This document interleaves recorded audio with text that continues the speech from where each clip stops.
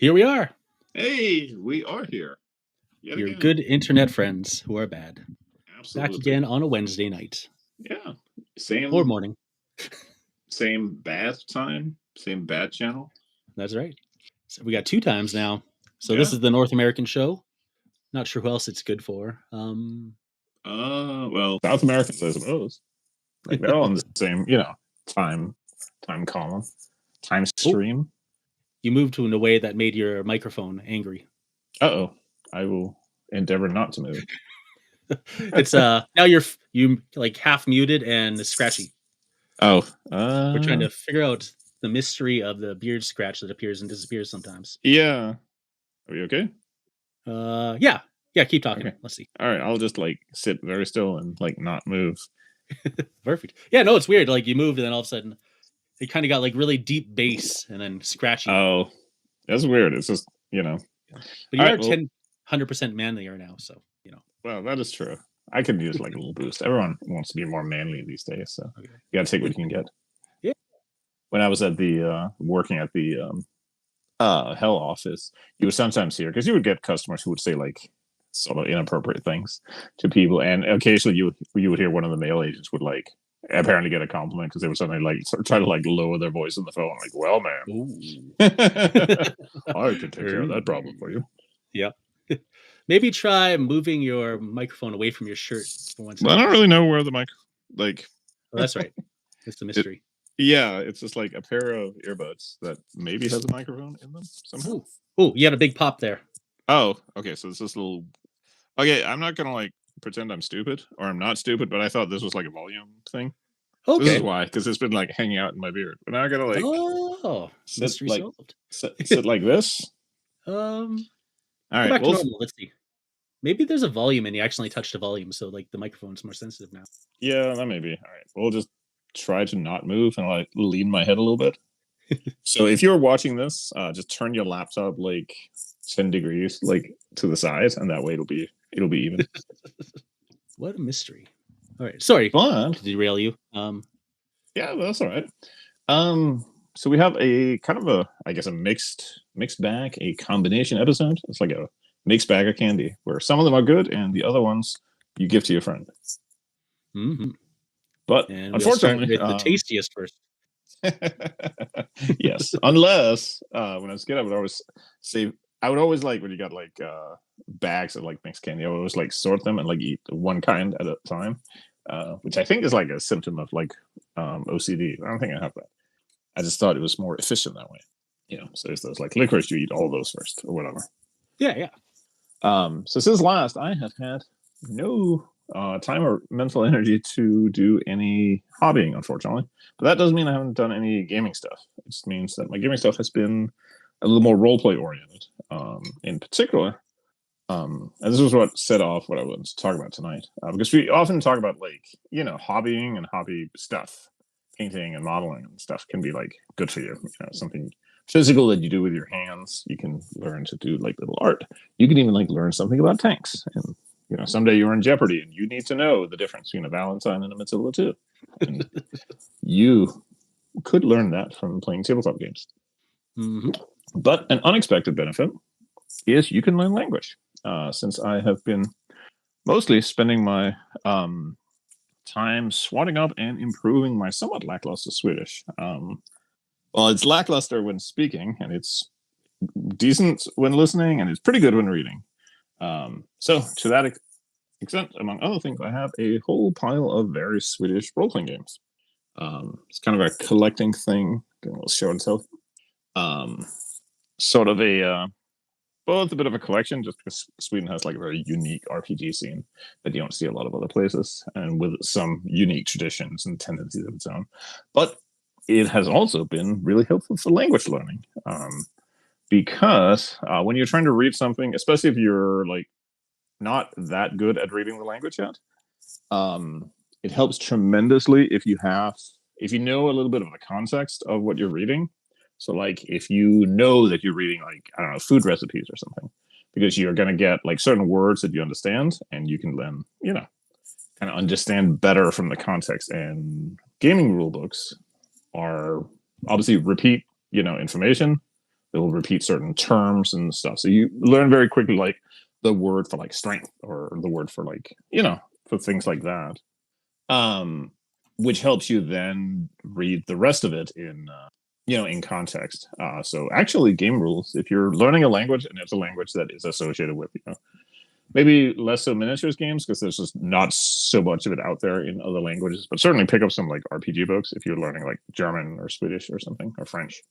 And you may be surprised how helpful that could be. Plus, you get to do something that's fun while practicing a language. You can do it for Japan as well. I actually have a couple of Japanese role playing books, although I cannot read them and I have no intention of ever learning Japanese. I just got them because it was cool. Well, one of them is the, I guess, official role playing game for the Full Metal Panic anime. So I had to have that one. But I just got it, like, to look at the pictures. And then the other was one where we had played a fan translation of the game, and I felt that I should spring, a couple of bucks to buy like the real book since we had bought or played from like an unofficial copy. But it was May I cool. ask if they are the Sword World ones? Yes, it was Sword World. Okay. There's Nice, a because huge... I also bought a role playing book, and Oh, just recently, yeah. and it's Goblin Slayer, which is Sword World as well. Yeah. It's like, I don't That's know all English. exactly how they connect, but it's like mostly the same thing, I think. Yeah, there's like a fan translation of like the original Sword World that some like super nerds did. So I do have those two in Japanese, but I can not read it at all, and I also have no intention of learning Japanese. I'm sticking with like Swedish and German. But for people who do want to practice their reading skills, I can hardly recommend a role playing game or two. It's fun. It's something that I'm a big fan of. There's something like called immersion learning, which is the idea that to learn language, you should be trying to like expose yourself to as much of it as possible. So like if you're going to watch movies in German or whatever. If you're going to read books in German and so on. But people always say like, oh, you should get like kids books or something. And like, I'm in my mid 40s. I'm a belligerent old man. I don't want to read like children's books. I don't want to read watch Spot Run in German. So I want to read something that's actually like interesting to me, or watch something that's interesting to me. And role playing games are that. So that is my what passes for hobbying for the past week or two, and also passes for like adopting life skills, along with listening to like The Hobbit and The Witcher in Swedish, which works pretty well. Just say a quick hello to Techno Scald and Don Juan Don. Howdy, folks. We have upwards of 2 people in the chat. Yeah, live the life. Yeah, I was just 3 watching, but one of them is me because I have the the video up to keep it on the chat. Perfect. I have to like drag it to the side of the screen so I can't see the actual like footage because it's like a second or two behind, and I'll end up like watching it and getting distracted. Yeah. So I hate it if I'm trying to do like a microphone check, and so I have to put it into my ears so I can hear what I'm saying, but it's delayed, so I'm talking and it's coming back to me, and it starts driving me insane, and I get so angry. I can only handle it for like so long. So I have it like all the way to the side so that I can just see the chat. So. Oh, hey, Crystal Haver. Hey, they are flooding in. Yeah, on the subject of hobby stuff, I've had house guests for the last 2 weekends, so I haven't gotten anything done that way. I did like a quick, I found my Alpha Strike book, so I learned that the guys I painted as Benson Raiders were supposed to be Northwind Highlanders. Whoops. So the paint over is actually pretty quick. Because turquoise and green versus dark tan, light tan. So that was pretty nice. It's just the clan ones that'll take a little more effort. And I got my first game of Mordheim in this week, and I got stomped. You got stomped? Yeah, Cult of the Possessed just crushed my goblins. Oh, but I put a lot of money into my troll because he's hilarious, but all the animosity plus the stupidity sometimes is a bit much for being effective. Yeah. I can't really get anything rolling, and in this case, it just kind of stuttered a lot. That's kind of how playing goblins goes. Yeah. Just have to be happy to be there. And I think that's about it for me. Yeah, I did some purchasing. I got my 5 Parsecs Tactics book. So that's pretty cool. Look at that. Did you fall asleep yet? No, I've had to put myself to sleep because of daylight savings time. I'm like, I always have energy. I'm like, okay, I can't just keep reading all night though, because I got up early. The one time I don't fall asleep. Yeah. I'd forgotten this was happening, but I logged into YouTube and it had top of my page. Yeah, top of the page. Thank you, Techno Skull's algorithm. Yeah, got it trained. honed in. Yeah. That's the secret, to subscribe to only one person, and it's us. And then you'll always get notified. Yeah. Our like YouTube subscriptions are completely broken because me and my wife both use the same account because we usually watch on the TV. So it's like this mix of like food channels and like documentaries about mustard gas, all like in combination, and then just random bizarre stuff when it tries to like. So yeah, it's a little weird, but it works. Awesome. So you were talking about role-playing games and life skills. In your case, it was for learning language. Excuse me. What else can we learn from role-playing books or other hobbies, do you think? So I'm trying to avoid saying like the obvious one, which is, like learning craft skills or painting skills, which is like is a good skill to learn.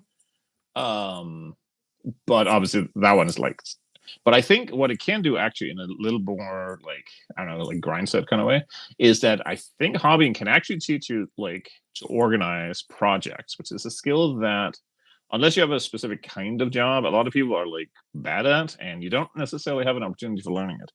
Like organizing a project on your own and self-pacing it and carrying it out. Because if you're trying to like paint up an army for a new project or something, even if you're only painting like little army, there's still, you got to plan out what you're getting. You have to make sure you can get all the minis, or if you have to get them from multiple places, do the manufacturers like line up, and you have to actually get through. It's a multi-step process of assembling, priming, painting it in however many stages that takes, yada yada yada. So I think, like, I feel like over the years, I definitely got better at like managing and organizing like projects like on your own, and kind of having like, creating like a checklist for going through things that helps in other cases. And it's one of those, maybe this is something everyone but me learned because I was just like a dumb, lazy teenager. But I think that was like a really helpful thing. Plus, I think you can pick up, especially if you're like game mastering or refereeing or like organizing stuff, like the ability to organize like a group of people and get them to like not punch each other in the face can go like a long way. Anyone who's been in like a dysfunctional gaming group once realizes like how important that skill is. But it's not it's not a skill that you're really like gonna get unless you're in like some context. Maybe if you're like a Boy Scout or something, or you're on a sports team or something. But you got to get that skill like somehow and from somewhere, right? So I think there's some like intangible. I mean, some of it is just like being self-motivated and doing a project that you are deciding and starting and carrying out and completing on your own without too much like external motivation. Because there's never going to be somebody who tells you that like you're fired if you don't have this Warhammer army done by like Monday, unless you work for like Games Workshop. In that case, like. But at least you're getting paid minimum wage to do it. Yeah. So paint more goblins, you shit. So like if you don't have another way of getting that kind of experience, I think that could be like really helpful for like a teenager. Like it's funny because you'll get like everyone complains about like teenagers being like shiftless and lazy, but like get a bunch of kids together who have like decided that they're gonna build like the Emperor's Palace to do a Horus Heresy battle or something. They're gonna be like slaving away, completely self-motivated. And I think that can be. This is like getting dangerously close to being like one of those like gaming is good for you. Here's 10 reasons why kind of things that nerds love to share with each other. Yeah. But I think there are some things to it. Like I think as long as you're like come out at the other end like reasonably normal, I think gaming can be tremendously good for you. So. Yeah, definitely. You can learn working together as a team or conflict resolution. There's a lot of things that, like, if you are a nerdy kid who doesn't play sports, then that will be your main interaction with other people and learning how to either work together or compromise or like having some level or of deal with skills. bullies or things like that. Right. Or figuring out like what matters and what doesn't matter, a bit of organization and a bit of like fair play, like learning to lose graciously is a skill that a lot of people don't have. Everyone has that story where one of their friends finally talks like their partner into playing board games with them or something, and then it turns out their partner is a incredibly sore loser and nobody's happy at the end of the night. Nope. Whereas if you played war games long enough, you lost so many times. Not that there's not some dreadfully sore losers in gaming clubs and stuff, but you sort of learning to lose and learning to lose even if it wasn't necessarily your fault. Sometimes the dice are just shit.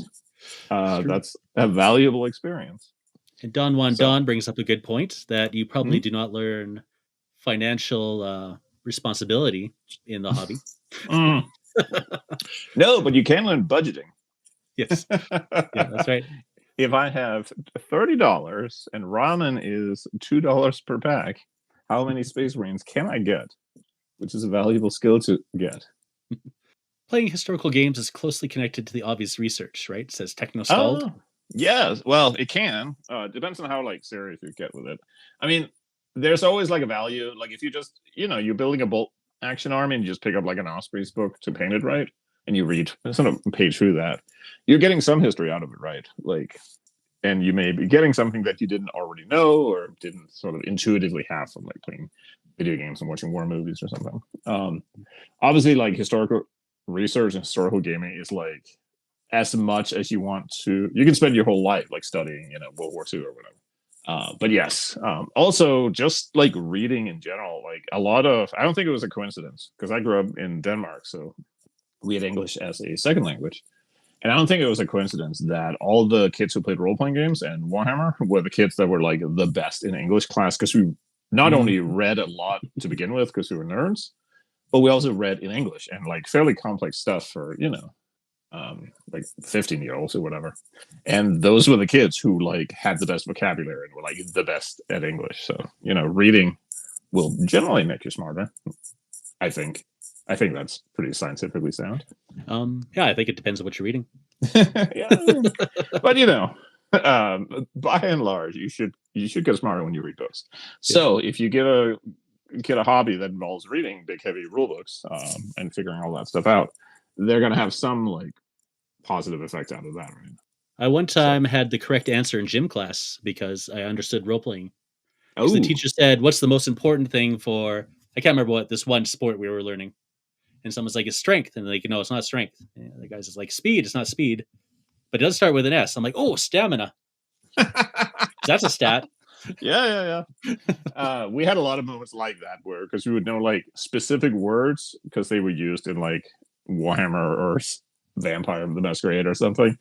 So we would know like randomly, you know the word for like a melee or celerity or something that no normal kid knows. I wonder if you can learn applicable life skills outside of like social interaction from role playing. Like, can you actually learn how to survive in the wilderness playing a role Um, playing game?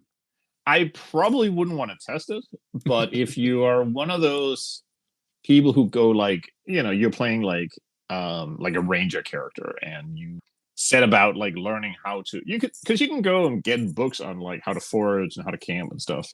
So if you like learn that for your character or your role or something, um I'm not gonna say that in itself like prepares you to survive. Like don't go die in the forest to test this. But presumably you would be like a little better off, right? Mushrooms look very similar to each other, so maybe don't trust the old black and white manuals. Yeah. And definitely don't get one of those like AI written mushroom books because you will Oh yes, definitely like die like pissing yourself to death. um, but yeah, like I think it's becomes one of those cases where like picking up like lots of trivia, especially as a nerd, like if you find like a random gamer, tabletop gamer, there's a good chance they know a bunch of weird little details about random stuff, which is probably more suited to like impressing at like a social event. But you never know when something does come in handy, like knowing how something works. Like I I torture my kid all the time because I'll come up with some like stupid thing from history and then I'll be explaining like or try to explain how you could apply that in other situations. Sometimes a little torturous, but you know, but understanding like especially if it's something like historical game, like understanding that there are like causes and effects and things can connect to each other in like big ways that people didn't anticipate at the time. Like that's a pretty useful skill when you are in that situation where somebody didn't like take their coffee cup with them out of the office break room, and now like the manager is yelling at everybody because we're all getting fired. And learning that that little event led to all of these things could maybe one day save your job. yeah. Gotta So roll high on your charisma, yeah. otherwise you might get Also, fired. learning a little bit of bluffing has never hurt anybody in the office.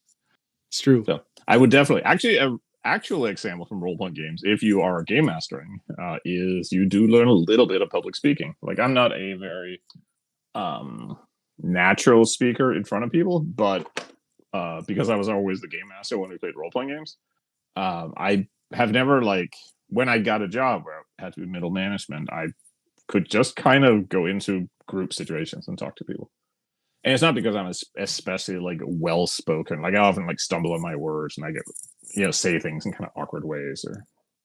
But it was just having the confidence to like go into a room and talk to people and kind of address them and like as an authority on whatever it was. So things like that. You could get something similar if you're like refereeing like a war game club event or something like that, where you have to, you have to kind of like have some level of authority or at least assume a level of authority in a social situation that you're in. I think those are legitimate skills. And again, you could get those other ways. It's just if you're a nerd, you probably didn't. Yeah. So you got to get in some other possibility. So, but I think that's without torturing the analogy too far. I think that's some of the benefits you can get from like tabletop gaming. You can be a little more social, or at least, and you can be a little smarter and be a font of trivia. Font of Swedish trivia. What have you picked up so far from the Swedish games? So I'm terrible about like being put on the spot because it takes me. I have to do this in Danish too. It takes me like a minute to like click over. Yeah. But I'm mostly focusing on like listening and reading at the moment. There's this theory of like language acquisition which says that I don't know if this is true or not, but it's one of those things that like half the nerds think it's true and the other half say it's absolutely not. So just make up your mind. Mm-hmm. But basically, one school of thought is that you should start speaking as early as possible because you want to practice as much as possible. Oh, yeah. And the other school of thought is that you should wait a while until you have, because if you don't have good vocabulary, then you won't be able to say anything. And if you say it wrong because you don't know what it's supposed to sound like, you'll like learn to say it the wrong way, and it's harder to unlearn that. Yeah, I can see that. So now I don't know which of those is true, or if it even makes a difference at all, or maybe it's like by the person. But I suspect it's by the person. yeah, it probably is. But yeah, for now, I'm mostly focusing. I'm at the point now where I can read like just a novel and like I still have to look up the occasional word, but I will almost never like not understand like a paragraph just if you know the context it's happening in. With listening, I have to kind of focus a little more. Like it's hard to do like what they call passive listening, where you're just listening. Like if you listen to the radio, that's passive listening, or a podcast in the background. If it's just like I'll pick up like bits and pieces of it, but I have to kind of like concentrate to like really understand what somebody's saying, especially if they're speaking like quickly. So that's like all these like systems for measuring like language proficiency. Okay. I have no idea what it falls. So I feel pretty good about part of it, but it's also one of those where like once you make a little progress, because when you start like, because I also started like swatting up on my German just for fun, which I had in school. And you catch up real fast to like any basic knowledge you already had, and then you like plunk to a halt because now you've reached the limit of like that, and now it like sucks for a while. So you have to like work a lot to get like over that plateau where suddenly like, oh, okay, now you can actually like use the language. Like I read like the news in Swedish. But it takes a while like to get to that point. But then it's like there's that level, and then there's like understanding somebody quickly, in their local accent telling you the news, which is like a whole nother level. You know what I mean? Mm-hmm. So when you watch Swedish things, you also put on Swedish subtitles? Yeah, actually, so I tried to do it both ways, with and without subtitles, depending. But yes. So if anyone who's watching this later is interested in learning Swedish anyway, there's an app called SVT Play, which is, I guess, tied to like the main Swedish like television channel or whatever. But they have tons of stuff. You can use it without a VPN, but you only get like half of the things on there. But if you use a VPN, you can access like everything. So they have like TV shows, documentaries, sports show. It's just TV. But because it's intended for a Swedish audience, they don't generally have English subtitles. They will only have Swedish subtitles, which is, I guess, the way it's supposed to work, or the way that is most effective is you shouldn't have English language subtitles on if you speak English. You should watch with that language subtitles or no subtitles at all. Because then you're forced to like process the language. but yeah, so it's pretty easy. It's one of the things with the internet. It's so much like easier to learn languages now because you can go online and like listen to somebody say the language like for real, like they're a native speaker, and you can just listen to them as long as you want without bothering anybody. As opposed to, I don't know, do Canadians have get languages in school? Yeah, yeah, we got French. Oh, okay. Oh, of course. But when you were learning in school, you had to kind of like rely on your teacher, like saying it right, because En otherwise, français, s'il vous plaît. hey, I think that sounded pretty good, but I have no idea. And that's the thing, Yeah, right? Like, yeah, unless, exactly. but you can go online and find like a video of a French person just saying French things about France, and you can hear how it really sounds. You can hear like different accents and stuff. Hmm. So it's like so much easier now. But yeah, so if anyone is looking, you can do this for other. I know, like for German, there's German television channels you can get as well. Just get a VPN and like get set up. Netflix works like shit with a VPN, I've noticed, but maybe I'm just like bad at computer things. Hard to say. I don't So even know what's going on with VPNs. yeah, it's one of those. Like I know If only we got some VPN sponsorship up in here.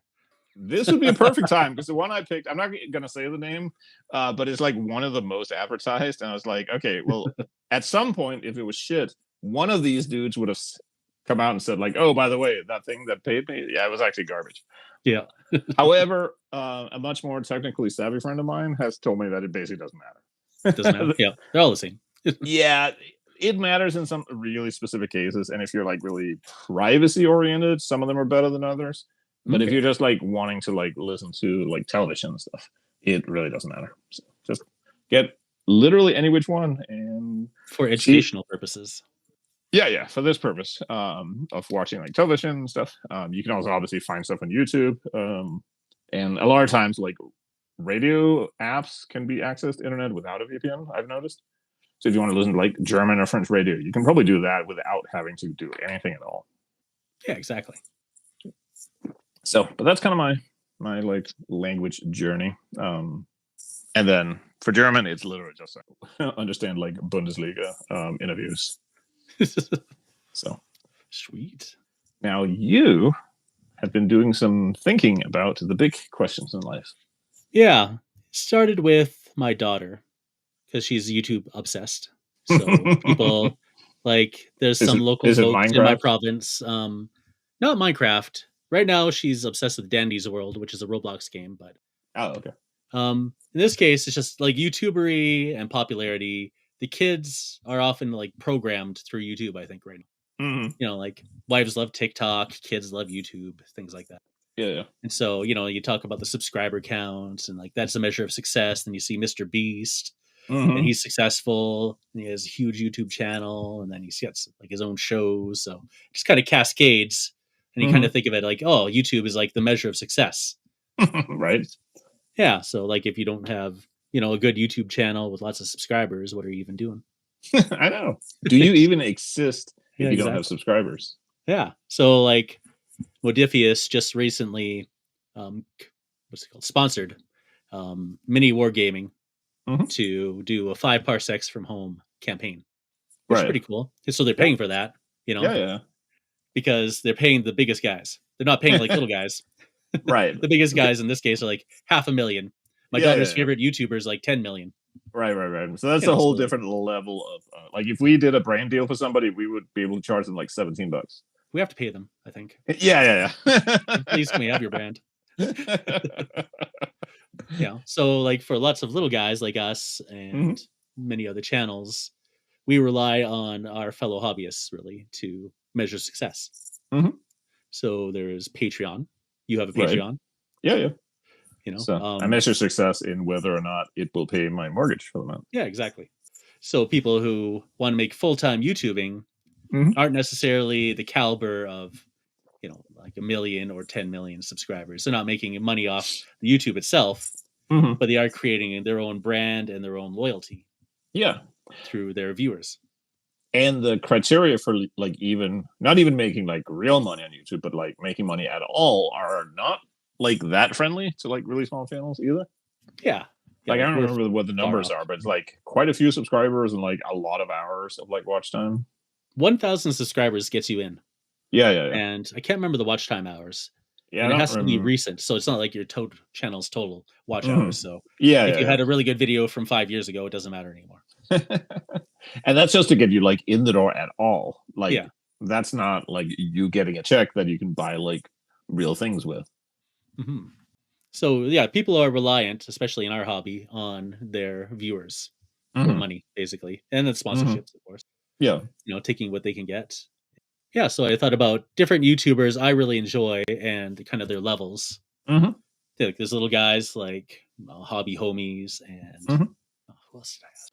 Yeah, because Can't remember. There's a few people I wanted to reach out to and ask them for videos, just to say, their experience if they felt like they had been a success because they've been plugging away, they have good content, and hmm you know they have a loyal audience. There's people who show up every single time they do something. That's really, I guess, what motivates a lot of people on YouTube now, at our level at least. hmm yeah, So all the way up to like we had Peachy on, and I got a video from him, describing how he feels, if he's hmm been a success or not.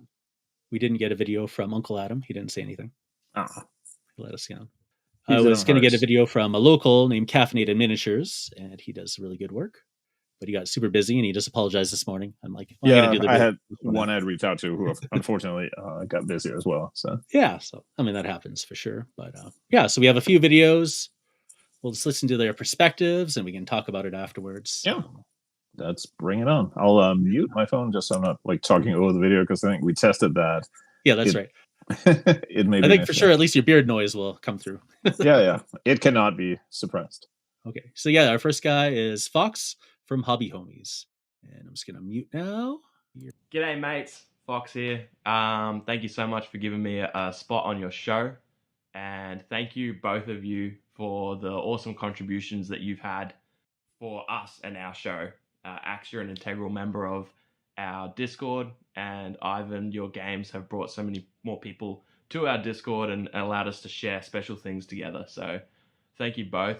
You posed an interesting question to me, which is, what is success in the miniature space in terms of content creation, or do I consider our show to be successful? Um, and the answer to both is yes. I would say for us, success has always been, we've been single minded in our goal, and that was to create a tabletop or a wargaming community, where we identified that like sometimes the difficulty to entry, for wargaming is sometimes not having people to share it with, or the difficulty to stay with it is not having people to share it with. So we wanted to create a space where we could be those people. You could throw on your earbuds or whatever and listen to our voices, motivate you, hopefully, just by being so passionate about this thing that we love for some reason. It's a bit strange, but we're all in it together, so no judgment here. Or jump in our Discord and chat to us and stay motivated. And that was our goal from the start. And 5 years later, we feel like we are the most successful show on planet Earth for the reason that we hit that goal. Um, we did it every week. It seems like we're pinching ourselves with where the podcast has grown to in terms of its community. People from all over the globe posting things to each other, posting things in the Discord, chatting, building each other up. It's just such a wholesome place. And it's really cool to watch two people foster a relationship or a friendship, that becomes strong and wouldn't have otherwise existed. And it's just such a humbling experience to do, or to be a part of, rather. And so I think success is hitting your goal. It's important when you start an endeavor like this to have a goal. Is it, do you want to do 10 episodes? Do you want to make this much a month? Whatever it is. And to build towards that goal. And eventually you'll hit it. And then, it's not really a static thing. It's quite dynamic. You'll hit your goal, and then you've got two choices: pack it up, move on to the next project, or set a new goal and move towards that. And I think as long as you're moving towards that goal, that's success, because that's hard to do, to stick with something, to hit a goal. Yeah. And I just think that's what success looks like. We're not, obviously other people will have their own perceived success of what things are. We're not going to quit our jobs for this. That's not our goal. That doesn't align with what we want to do. This is fun for us. We love it, and we want to keep loving it. And yeah, we want to keep doing it for another 5 years. That's a new goal. I'll write that down after the show. Anyway, I've rambled enough. That's why I do what I do, I guess. Thank you all, and love you. All right. So yeah, that's Fox from Hobby Homies. All right, that was pretty awesome. Yeah. So the thing that stood out like immediately is the social aspect of it. Not so much in the sense of like him wanting to build a community that would necessarily like pay for itself, but to build a community because he saw a need for a community that either didn't exist or didn't exist in the way that he wanted it to exist, right? Which is really cool. It reminds me a little bit. I'm not trying to like steal his thunder here, but it reminds me a little bit of when we created the Weasel Discord. Because a lot of that was like my disgruntlement and disillusionment with like a lot of online forums at the time, and wanting to see if I could help create a online gaming space that was different, which didn't have some of the failings that some of those had in the past. So that's really cool. There was an interesting thing. There was a video I watched recently with I think it was an interview with Jervis Johnson from Games Workshop. And he talked about, maybe it was Andy Chambers, but they were talking about the original battle reports of White Dwarf and how in an era where the internet was not much of a thing or wasn't a thing at all, reading the battle reports was a way for people who didn't have necessarily a gaming group to kind of engage with the game and kind of like feel like they were part of that and seeing how the game worked and stuff like that. It was a way of kind of creating a little bit of community. So it's interesting that he kind of talks about the same thing, that you can be in a situation where maybe you don't have a big social circle, but you can go be part of a community like that. And that's what he set out to create. So that's really cool. Yeah, I agree. It's the measure of success in his case was the community, and that was the goal, not financial gain. Yeah. Also, and he strikes me has always struck me as a person who is very like self-motivated, and like, so he set out to create a very specific thing. And part of his feeling of success with it is that he created, I feel like even if their community had not gotten as big as it is, there's obviously like, it's a whole thing. But if he still felt, I think he could still like the level of the number of subscribers or whatever maybe matters less than like the quality of what he was creating. So, which is a good lesson to kind of take, especially since like tabletop YouTube is like, it's going to be kind of small unless you're like really, really, like those handfuls of people like mini wargaming stuff. Yeah, that's right. Yeah, there's the shining stars for sure. There's the all the people down below. Yeah, and I mean, there's their wide hobby like, goal is to. Oh, sorry. Go ahead. Yeah, I was gonna say there's like a wide range of like mid-sized. I was gonna look up one here. So like, so like Seventh Son, he's like a British guy who does historical warrior videos. He's got I think 12,000 subscribers, which is a lot of subscribers, but it's not a lot in like YouTube terms. You know what I mean? And depending on the journey, like that might have impressed him, or maybe he never quite achieved what he wanted. Because I know when I started, I imagined I would have grown faster than I did, and I would have had more engagement than I did, and I would have done a better job than I did, sort of thing. There was more challenges than I foresaw, and I don't think I really, jumped over the hurdles as well as I could. So I did pause for a while because I just felt like the things I was doing wasn't necessarily reaching my own goals. Right. Yeah, but also I wanted to keep with the original goal of just to bring out content and ideas and concepts, techniques, and games that people weren't necessarily exposed to. Because my theory is that even if you're not very good at what you do, or very big, or very exposed, just having a sheer amount of content coming out to reference to other people will be helpful. And then maybe they can build on top of that. So you get like 500 little guys talking about this one thing, then it's going to build up to the next level. So yeah. And sometimes just seeing somebody do it, like I think there's this thing online where it's so easy to find people who are amazing at everything they do, right? So I think sometimes it's helpful to see somebody who's just like a normal person and they're just doing it at a normal level. Yeah. Whether we talked about that with Peachy with painting. Like it's nice to see somebody who just paints like an okay army that looks fine on the table. It doesn't have to be like individually shading like every wing feather on a Lord of Change or something. Yeah. yeah, they don't get the engagement that the really good painters get, but Hmm. they give something attainable to the little guys. Yeah, and it can also be just a different kind of community you end up building. Yeah, because they're like, oh, that was really easy to do, Hmm. and it's good on the table. So maybe I don't need to be a golden demon winner. Maybe I Right, just right. all right. Yeah, you can get the copper devil. Yeah, That's the award for the rest of us. the The Copper Devils. the Ooh, people's award. I like it. Maybe end of next year, Ooh, I'll we hand out the should. Copper Devil awards. Yeah, I was gonna say we should make that a thing once we have like a few more people. That's right. So That's right. So yeah, I'll move on to the next video. It is PG. Oh, Fox just missed himself. Good to oh, see you, Fox. we were just talking up and saying how handsome you were. Yeah, you'll have to watch the rerun, and then you'll Yeah. see next time around. Yeah, so now we're gonna move on to Peachy's little spiel. Also I have a full of feeling interesting insights. it'll not be that little. He talks. Actually, Fox is the talker amongst you. Peachy's Okay. is a little more refined. But so Peachy, well, okay, we'll talk about it after. Let's watch the video now. So do I think I'm a YouTube success? Well, I would say both yes and no, because there's always room for improvement, certainly in my case. But I am really pleased with where the channel's going, super happy with what I'm doing.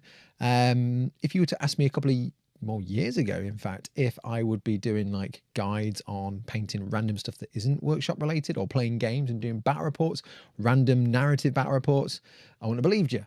So the fact that people are watching those is awesome. I've got a really great following on Patreon, so that's helped support me from a financial point of view. Obviously things through YouTube, extra bit of income, which is really nice. So whether that's sponsored videos for like different war games that are out there, or just like random companies like, oh, I want to show off this new dice box I'm working on. I'm like, do I like the dice box? Oh, that's quite a cool dice box. Let's talk about the dice box. So yes, that's nice added income. So from that kind of side of it, it's my job. So I'm getting a wage from it. That's really good. I'm learning new things every day, really enjoying that. Could my views be higher? Absolutely they can. Could I have more subscribers? Totally could have more subscribers, but I'm not in it for that. I'm in it for those that do watch it and what they get out of it. And I'm slowly building up my following, which I think it gives me a nice strong foundation. So yes, I would say I feel successful, but I know I can do a lot more. I mean, obviously things like working at workshop helped, certainly, with putting me out there. But going out and then focusing on stuff that's not workshop was quite a risk. And the fact that I have 40,000 plus followers and subscribers is quite strong, I suppose, for something that's like historical and random sci-fi and random fantasy. So yes, I am chuffed. I love chuffed. Yes. But that's actually really interesting, because that's similar but different. Because the difference is that he, even though he's also doing a community thing, but he's a very like professionally minded kind of person. Not necessarily that it has to be commercial, but like how it all kind of comes together, right? Mm-hmm. Well, for him though, it really does need to be commercial, because that is his livelihood now. So yeah, unlike no, Fox, true. who's doing it for the passion, he is doing it for the passion, but he also has to take calculated risks. Yeah. So there's a different kind of vibe you have to bring to it. But I think he's also like kind of a consummate professional in that sense, that because there's kind of an art to doing something professionally, but also making it like feel authentic to people. Like people can very quickly sniff out like if they're being pandered to, or if they're being like, if you're trying to pull one over because it's not being genuine. So I think you have to be like kind of burning for it to get people on board that this is something that you're like authentically invested in, while it's also a business in that case. It's also interesting he mentions kind of having taken a different direction like through his project, which from Fox it sounded like they kind of had a thing in mind and set out very like specifically to like make that happen.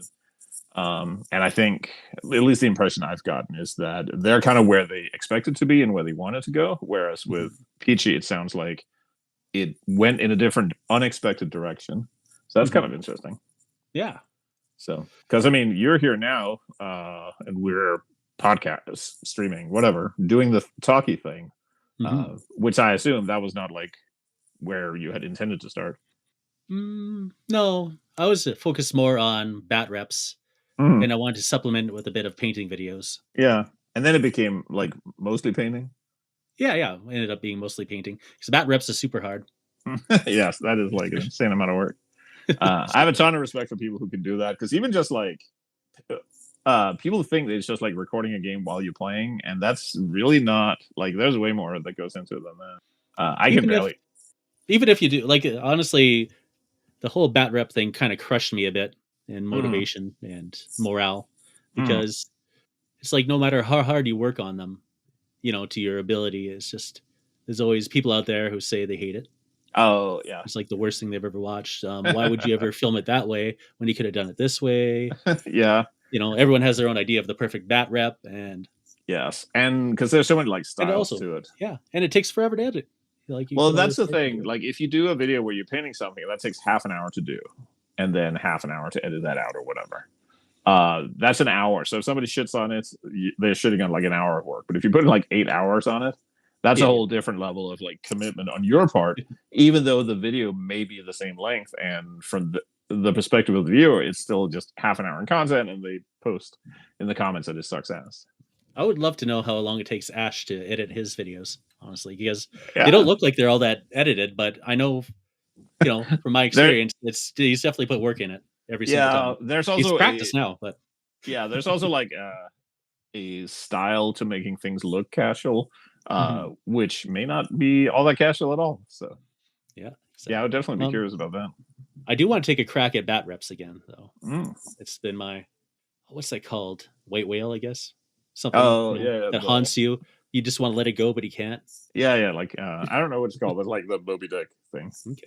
And right now But I'm into like maybe I could do the narrative style ones. So yeah, you're showing your miniatures moving around on the table, but you're not, in the moment. What you're doing instead is re-recording over top of it with a narration telling the yeah. story. Maybe put some little effects in there.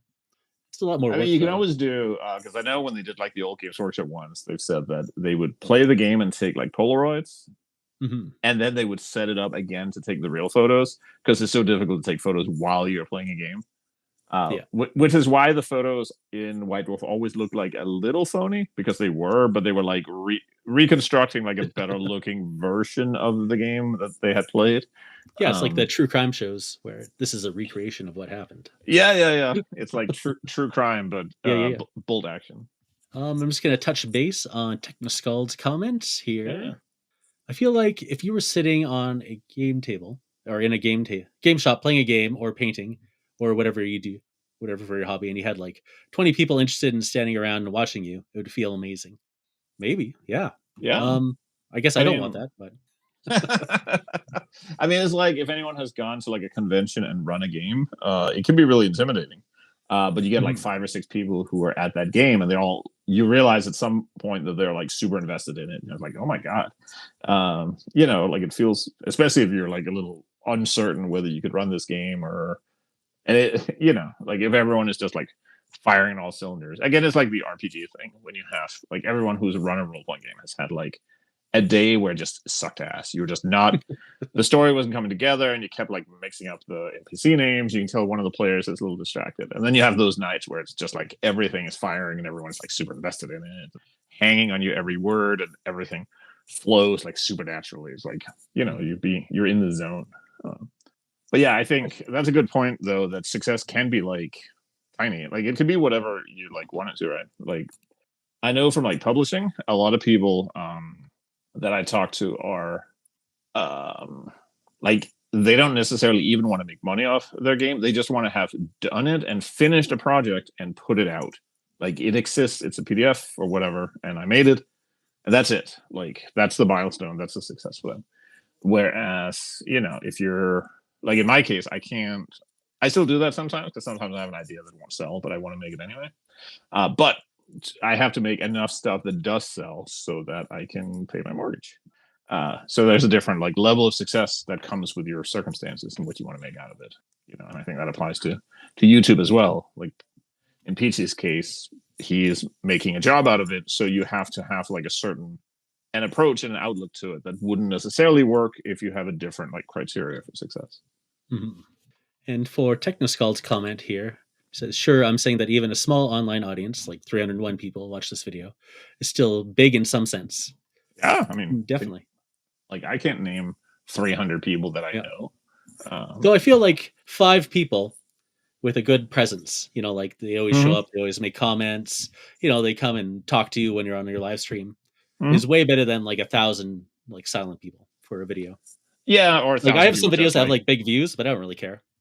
And then I have like this little video I did that I was proud of, and like a bunch of people said, "Oh, I really like this and that," or yeah. someone just random comes along and talks about, you know, how it inspired them to do something. And that meant far more than like the thousands of people who watched the other video. That could be the case as well. Like sometimes your expectations will depend on like what it is specifically, what is you're making. You will have things that you feel more like affinity for, or things that you just feel like this. Even if it isn't the popular one, but like this is the video, or this is the project, or this is the mini, or whatever, that like just is exactly the way you want it to. Mm-hmm. You get that a lot with like musicians and stuff when you read like interviews. A lot of them will have like, it's often like one of the early albums that is like, you can tell that's like the perfect one, even though they didn't have the skills yet to like completely pull it off, or they didn't have whatever. But I always get suspicious of musicians who say their last album is like their favorite.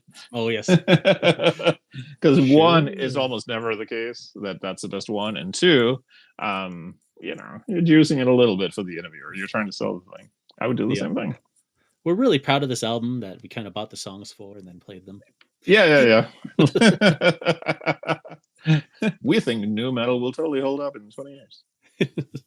Yeah, I do love the old punk rock style early albums that a lot of bands will have. Like not necessarily punk rock itself, but you know, something raw and unrefined, and they just kind of throw it at you. That's my favorite kind of music. Torben is asking, I'm talking about System of a Down again. It's too bad they only ever made 2 albums, isn't it?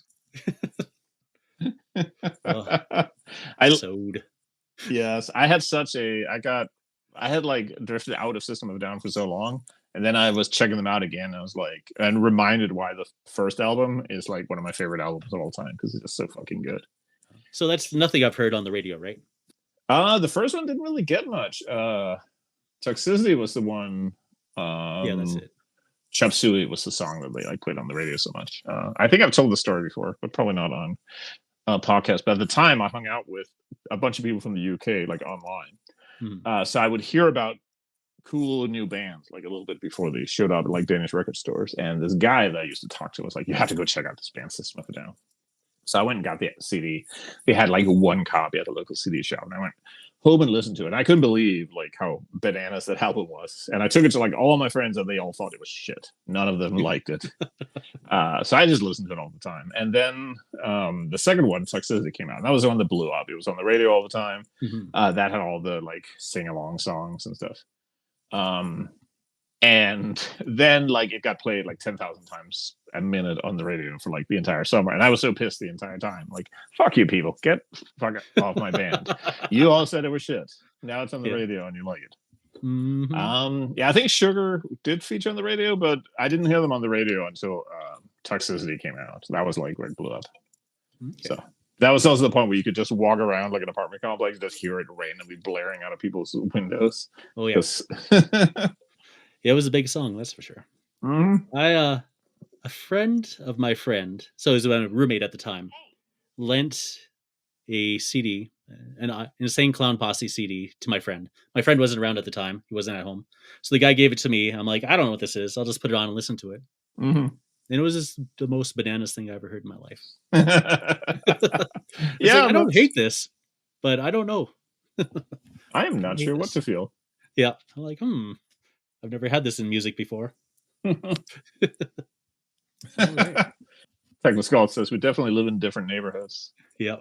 Well, this was like student apartments basically, so it kind of leaned towards a certain type of community. I would definitely hear it playing out of cars driving by. Oh, okay. All the time. Yeah. Now it's like on the classic rock stadium or stadiums. With like into the oldies. Yeah. There was a video I watched the other day. It was saying that like music from when you were a teenager is now as old to the kids as your dad's music was when you were a kid. Yeah. So listening to like Nirvana and System of a Down for them is the same as like you listening to the Grateful Dead when you were a teenager. Yeah, exactly. Or if Back to the Future was to take place today, they'd be traveling to 1995. Yeah, it was horrifying. Yeah. But it would be No. radically different for a high school student to go back to 1995. That's for sure. Oh, this is true. Anything before public or readily available internet would be like a whole different world. Oddly enough, the clothes aren't too different from high schoolers back then to high schoolers now. Yeah, I have like a skewed perspective because I live in hillbilly land, so like nobody wears anything. Like every time we go like pick up the kid from school, like I'm like looking out for anyone who looks like they're like a scene kid or a goth or a metalhead or something. There's like nobody. They all just wear normal clothes. No. Like bunch of little squares. On my drive, I always see baggy pants and belly shirts on all the they don't have that out here. Like you might get like if you're really daring, you get like one kid in an Offspring shirt. I want to ask like, how do you know the Offspring? Fox says. Yeah.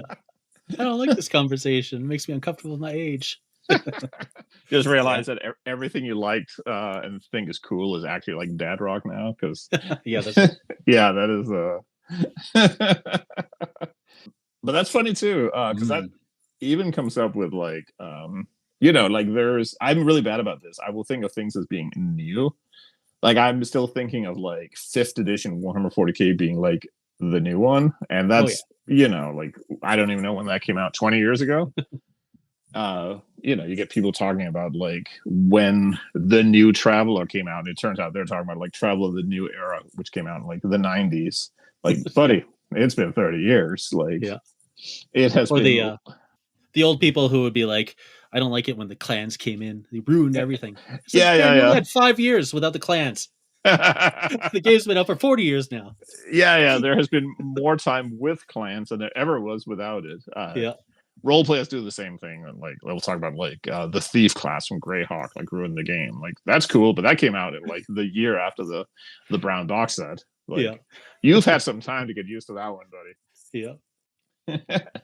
Now everyone is being all you can tell that the target demographic for this is like 45-year-old dudes. Yeah, that's right. Do a quick check in the chat. Who is the oldest, if you guys don't mind? And let's take a bet on stream right now. Who do we got? We got Torben.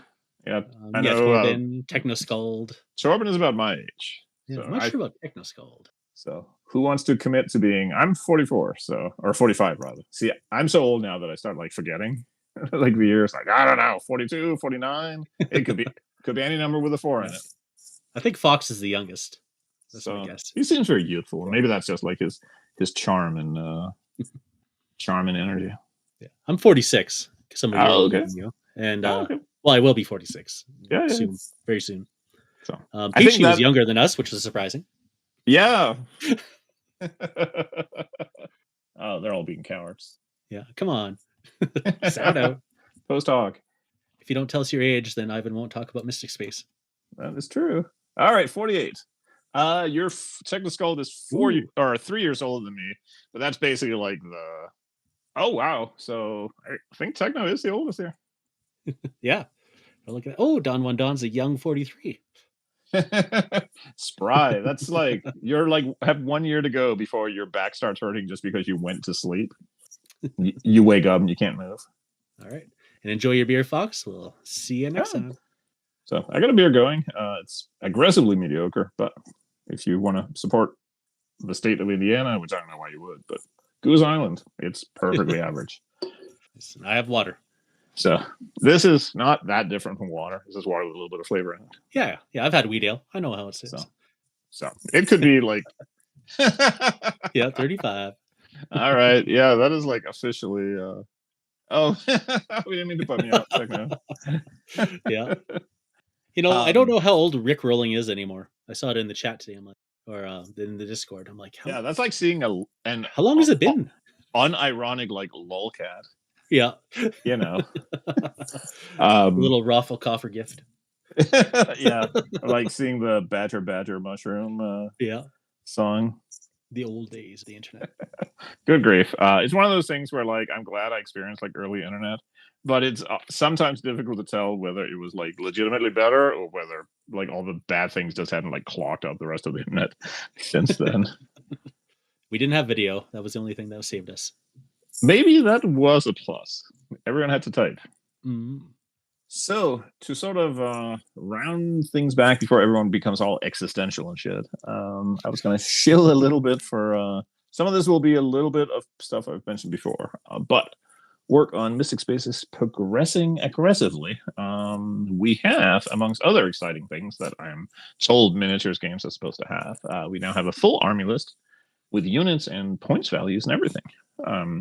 I don't actually remember if I talked about the army list before, but basically the way it will work is that there's going to be one army list that everyone picks from. Okay, he recognizes the beer. Nice. Yeah, it's like a perfectly. I'm not sad I bought like a 12 pack of this to try it out, but it's also like I don't think that I would pick it like on purpose. It's like less than a Heineken, and Heineken is pretty average. So the idea is there's a single army list that every faction picks from, but each faction has its own like special abilities that modifies how things work. Now down the road there will be some faction units and stuff because people love that stuff, but to get the game out for the like alpha test, it'll be a single army list. So regardless of what faction you want to play, you'll pick from the same units, and it'll just have those like modifiers. So each faction gets 3 like special abilities, some of which affect like every unit, and some are like specific to only a certain kind of unit, like they have a bonus to their robots or something. We have faction background. Actually, my wife is working with me on this project. So she's been working on developing. Actually, the factions I think I came up with the like keywords for them. The names are all hers, and those are all like really good. And she's been working on coming up with like faction like fluffery background stuff for all of them. We have color schemes, and actually, Torben is working on a little like painting guide for some of them. So it'll be kind of like an official thing. The real big thing, and I definitely talked about this, but I just want to talk about it a little bit more anyway, is because it's also going to be in other future Weasel titles, is the licensing, which is kind of a 2-part. There's like a fan license, which means that people will be able to create like if you want to. My brain is like malfunctioning from this beer. Yeah, like I should have gotten a better beer. If you want to do anything from character art to publishing your own stories to doing fan fiction to putting stuff out, if you want to like make little scenarios and put them out, pay what you want, the fan license will cover that, and it'll be completely sanctioned. The only thing you can't do is you can't do like titty porn, and you can't do like gratuitous, like excessive gore. That's kind of the 2 like good taste rules. But other than that, so I know that all of that stuff is stuff that you can do anyway, like under fair use and stuff like that. I was gonna say free use, but that's like a fetish thing. So don't look that up on your work computer. Fair use, which is the same, but you ask first. But I just wanted to have it like really parcel out that you can totally do these things, and like it's in black and white what you can and can't do, and you're protected. So if there's ever a thing, you're in good hands. And the second is the commercial license, which will allow people to publish scenarios. You'll be able to do things like if you want to put Mystic Space conversion rules in, like you're making a scenario book for a different game, but you also want to have it like cross data from Mystic Space, or you want to do like a Savage Worlds Mystic Space conversion or something. And the commercial license will also cover creating STLs and miniatures. So if you want to ask our friend Skis has been working on, if you want to create your own Mystic Space STLs for a certain unit or faction or anything like that, you'll be able to do that, and you'll be able to say that they are official or licensed Mystic Space miniatures. So you can create your own like Dead Wake minis or whatever you want to do. So, and you have to buy a copy of the rules, but other than that, you don't have to buy anything for the license. There's no royalties involved. The license will be numbered. So if there are changes or updates to the license, the version of the license will get updated, and you can choose whether you want to use the most recent version or whether you want your stuff to be under a specific version. So I was trying to like make it as, cover everyone as much as possible without getting boxed into like a big legal like quagmire. Yes, I don't. Don asked if it applies to terrain STLs. I don't see a reason why it wouldn't. I guess for terrain, it's a little. Well, I guess I don't know if people would be interested in having terrain that was like marketed specifically. If that's a thing, absolutely, yeah. And I'll double check, just make sure that's like clear. I don't have an issue with it. I just, I guess I didn't think about that. Don does do terrain STLs, so it is. Oh, okay. Well, so it's very relevant. Yeah, I'll definitely make sure that's 100%. Skis is here now. He came. There he is. Yeah, speak of the devil. We're just talking up. Yeah, I'll make sure that it is explicit. It covers terrain STLs, because that could be cool. It's just a thing that I just didn't think about, because we were, minis first. So, but the second part of the licensing is that it will also kind of be. I don't promise for every future project. But it will be carried through into once the next History Dad update happens. So people will be able to like publish scenarios with History Dad, and it will also cover the fantasy KPS setting that we're working on. Mm-hmm. And at least some future projects will also have the same licensing structure.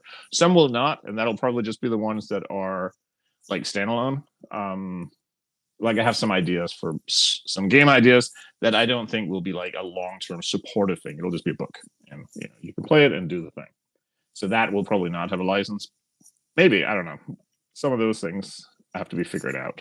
But the idea is that the sort of main, I don't know, like game lines that we do will have that kind of license support, so we can rely more on the community and people can get kind of involved. I feel like Mystic Space was the place to start because at least I'm hoping people will be like very invested in like the world and the characters and stuff. And they want to create their own things and create fan art or create miniatures and stuff like that. And I said before, like the vision I have of it all is that it would be so cool if, you're building an army and you decide you want to play like this faction, and you can go to any of the existing companies and you can pick out some miniatures that you like the look of and you think they kind of work. But then you can also go find, STLs and stuff for, maybe 2 or 3 different people who have different ideas of what that faction looks like. And you can pick the one that you like the best, or you can combine them. So you maybe use the infantry from one guy, but you use the Daggles from another because that just works, or whatever. Like it would just be really cool to be able to kind of do that. And be like, increase the amount of investment of like you as a player, because it's like the Warhammer thing of like my dudes, right? You want your army to like reflect you. Well, if you picked out like each individual piece, it's very much like your army, your dudes. That's the like high-minded, highfalutin. There are also, I have plans for like 2 spin-off games, but that's like getting way ahead because we're getting close to. I've done up some diagrams. I think the X symbols are done. Their spells are done enough to be playtested and stuff. So I think we're kind of getting to the point where I need to get figured out some cover art and a few other things. Where like an public alpha release, the way that'll work is probably that you'll pay some nominal sum for the alpha version, and then you just get that as a discount off the full version. So it'll get out there. People can like kick the tires and realize all the crap is broken. We can fix that. And then we can do like the proper version. Then once that's done, I can like finally get Fantasy KPS like finished and out, so that can get into people's hands. I know a bunch of people had donated for that, so hold on to your receipts and your PayPal accounts or whatever. Once we get there. Some people even paid sweet money to have characters put in there. Yeah, I still need to write that in. So there'll be a roll call once you get a little closer, get people's names in. Because I haven't done all the X samples. That's where all of those will go. So the more you paid, like the dumber your characters will be. I feel like that's what Weasel fans would want. Well, yeah, of course. So that's kind of like the snapshot of Mystic Space, and kind of like a little bit of what the future will hold. I'm also sketching out some actual RPG ideas for one of these role-playing games that all the children are so excited about these days. So it'll be a sci-fi space fantasy thing, but it'll be kind of its own thing. But not quite ready to talk about that yet. I saw a post for a Morkborg that is a 90s kid simulator. That is so funny because that I'm like, of course you'd want to use Morkborg to represent being a 90s kid. Yeah. I was gonna say that game is like 100% what the '90s kids grew up to write. So it's like, Yep, full circle. so. But yeah, that's kind of all I had. I guess we can check in the chat if there's any like final questions or things We'll say people hey you to suggest. Psychic Hazard. Yeah, He hey popped in man. when we were talking. Good to see ya. We He's haven't had any building- Sproutist talk for a while, so that's nice. Building up Unity grunts for Tactics and Big Hunt, Nice. which is the like wild safari version of Bug Hunt. Yeah, exactly. You hunt the big So- ones. Yeah. So it's a bad day when you have your elephant gun and you spawn like 43 elephants. That's right. So Yeah, I'm excited to dig into my 5 parsec book. I mean, I know I could just read it anytime I wanted to, but something about the Modiphius books really, they're grabs your very attention. handy for like sitting and like paging through. Yeah, they feel like Yeah. books you're supposed to like take out and do stuff with. Yeah, exactly. So yeah, it's the form factor. I had absolutely nothing to do with that. That was all them. But the form factor and the color coded pages, that's all like really brilliant. Genius. Yeah. Is there sight of artwork for Planetfall? Is there sight as in I have seen some? Yes. Was it anywhere close to U-Lot? No. I always try to show you guys a couple of teasers when I can, and probably a little earlier than I'm supposed to. But it was very like sketchy kind of stuff. It will be really cool. It's like their vibe is it's gonna be very like big landscapes with like crash spaceships and strange alien ruins and stuff. It will be very like evocative and I think a little less action oriented than the other Parsecs artwork, which is kind of a nice contrast. Obviously for Tactics, it was all troopers and explosions and stuff. So this will have like its own vibe, but it'll be very cool. So Loves his Modiphius shelf. Perfect size. Love the cover material, etc. It's not all Nordic Weasel games, in fact. Since you got a big shelf, tell us one thing. I mean, how many different sizes of books do they have, or are they always that same, small profile? Because I got a Rangers of Shadow Deep book. It's bigger. Yeah, I think that one's like I have a Star Trek one, Star Trek RPG one, but that one is like normal like RPG size. It's very like nice quality. Like it's but and RPG size is usually bigger too, right? It's bigger than the 5 parsecs or Borderlands. Yeah, quite a bit bigger. They're kind of like large. I don't know. It's just like the way it's always been done there. Okay, yeah. So, but I don't know if that's like typical or if that's like that game line is all that size or whatever. Yeah, interesting. So, I can say I need to share a little bit of the art for this because I've seen the basically complete edit of the 5 League spin-off game, Deep Below, which is going to be packed in with the second expansion for the print version. So that will be super exciting stuff. That will be it's teasing people a little bit because it's all set underground in caves and stuff, but it's not quite what people I think were thinking at dungeon crawling 5 Leagues would be. It's kind of my own take on that. You guys knew that it was going to be some weird bullshit, but it's really cool. It has a bunch of procedural generation. It's more focused on like a procedural scenario than like the distinct scenarios of 5 Leagues. It's kind of its own thing. It has new races to play, new magic. Just a lot of new things to do. And it's like a cool standalone game. Plus, it'll be bundled with the second 5 Leagues expansion, which is like an absolutely insane amount of material that went into that book. Is it like a big grab bag of stuff? Or is it more the expansion was like every possible thing. A lot of stuff was to do with like the game map, but there's so much stuff in there. There's like new enemies, a bunch of new races, a bunch of new magic. It's just the remit was that they wanted just an expansion with like a bunch of different stuff, but because it was going to be bundled with the other game and the first expansion, it had to be essentially be like double sized because it was standing in for 2 expansions, so it's just massive. So it was cool. I got to do like absolutely everything I could think of to like fill the book. So nice. So yeah, it'll be like people were really excited when it came out, but I think people will be even more excited when they see it like in print because it really gets across just how much stuff there is and how much you can really do with it. Okay, the Solo GM's guide is the same size as the 5X books. Yeah. Also, it has a bunch of the artwork from that was originally designed for Leaks. Oh, okay. So because they paid for that artwork, so they could reuse it again. A lot of it was made to be very like generic, so it could kind of be fitted in like anywhere. Mm-hmm. I love that generic artwork. I think it's really good. So yeah, it was kind of we intentionally like made it so that all the characters had like cloaks and robes and stuff, so they could kind of like be whatever you wanted them to be. Yeah, exactly. So that way you could kind of. And it was like doing the opposite, because with Parsecs they had the idea that the art should be like the same character the book, so it's like a story. Yeah. So we wanted to do like the opposite of that, where it's just like this faceless group. So they could be the same characters, or they could be different people, or they all died, or whatever. So this is like a chance to do something different. Yeah, the same, like the vibe and the style is like a little more horror oriented, maybe sometimes. Whereas Parsecs was very, like multicolored, and, big like clean space sci-fi. Yeah, space opera. Like, I mean, it was obviously like heavily like Mass Effect and stuff like that. Farscape and things like that. I mean, you've all seen the list. Maybe we should do an episode one day where we talk about like the Parsecs inspirations or something. Yeah, can do. I do not miss having Grimdark. I do not miss having Grimdark in sci-fi. There's like a normal amount. I'm kind of like definitely into like more optimistic sci-fi right now, which is funny because everyone wants like super grimdark. Yeah. Like fantasy, I still like it to be a little grimy. But yeah, the sci-fi, I kind of just want it to be cool. Like, I think part of it is when I was a kid, I just thought space was cool.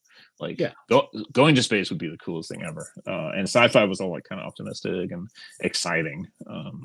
So yeah, I'm kind of into that. But the RPG project I'm working on will kind of capture a little bit of that too. So, nice. So it's a sci-fi kind of RPG. Yeah, it's like it'll be a space opera / space fantasy, but it's sort of explicitly aimed at being like a role-playing game. It'll have some mini support, obviously, because I can't contain myself, but it'll be kind of its own beast. But how well does it handle a giant mecha fighting an infantryman with a rifle versus a demon from another realm? And then some wizards who resurrect old technology. Yeah, that might be right around a bit of a push, but can it rift? Can it even rift? It will have some inspiration from rifts, but like in the good way, because there'll be lots of character classes. Good. So, but they will hopefully be less broken. Nice. Well, but yeah, I guess that's kind of all we have. Good to wrap it up, I think. Absolutely. I think so. Unless Tom's got something for us. Let's see. Yeah, I know. Never enough time. Tom does not have enough time. Yeah, they're big games. But Buck Hunt and Deep Below are kind of perfect for that, because you get to like kind of have a bite-sized version of the experience. So. Oh, well, Deep Below have the features that Bug Hunt has, where you can run like a global campaign. No, it will not. I kind of thought about that, but I thought that was gonna eat up like too much page count for it. You could probably adapt it pretty well, but no, it's just you on your lonesome. Well, it sounds more dungeony anyway that way. So yeah, you're kind of you're alone down there. Yeah. All right, folks. Well, we're gonna say farewell for today. We will be back Monday. Thanks. Let me click on Euro time. 24th, Monday the 24th at 1:15 Mountain Daylight Savings Time. Hey. Which is the middle of the day for us, but it's also nice and evening for the UK folks and whatnot. Yeah, it should be friendly for everybody. Yeah. Got a little something for everyone. All right, folks. Thanks a lot for coming. We'll see you later. Thanks so much for hanging out, and we will see you soon. Oh, it didn't work. No hearts. In this economy? Oh, there we go. You just have to commit to the hearts. Your heart has to be into it. Yeah, you have to really try. All right, bye-bye. Peace. This episode of Bad Internet Friends was streamed live on YouTube and Twitch. There is a North American-friendly live stream every second Wednesday of the month and a European-friendly live stream every fourth Monday of the month.